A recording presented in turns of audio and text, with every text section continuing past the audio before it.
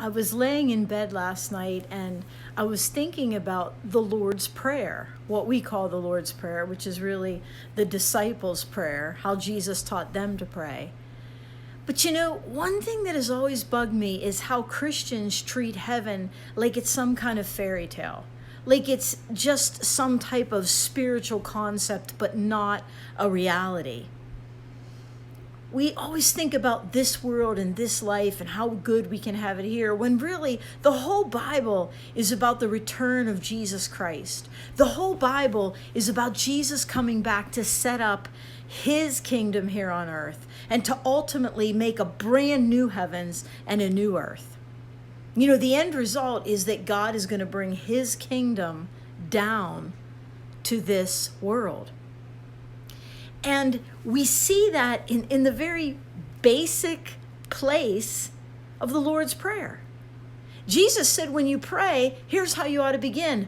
Our Father who is in heaven. He said that, our Father in heaven. See, I have a father. I'm his child. Our relationship is tight.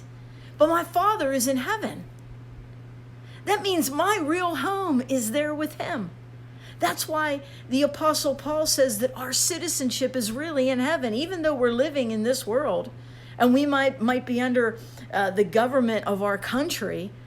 Our real citizenship, the real power, authority over us is our Father, heaven.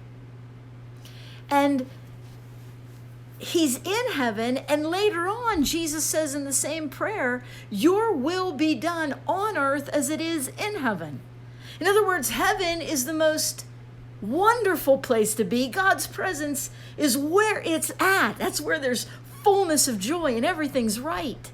And Jesus said, not only pray our Father in heaven, but ask him, your will be done on earth as it is in heaven.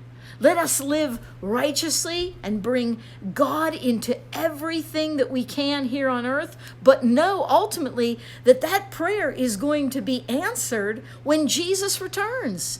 He's actually going to bring heaven to earth. God's throne, the heavenly New Jerusalem, is going to come out of heaven to earth.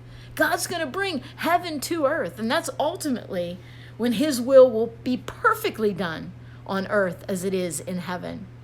So when you think about the basics of the Lord's Prayer, that's loaded with our hope in a very real heaven, not some ethereal, unclear thing, but the reality of a new heaven and new earth to come.